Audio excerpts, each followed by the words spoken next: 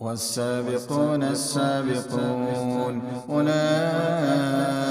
المقربون في جنات النعيم ثلة من الأولين وقليل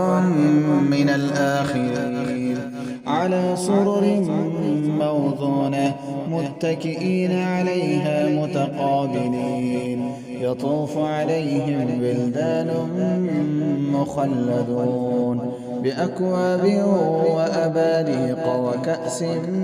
من معين لا يصدعون عنها ولا ينزفون وفاكهة مما يتخيرون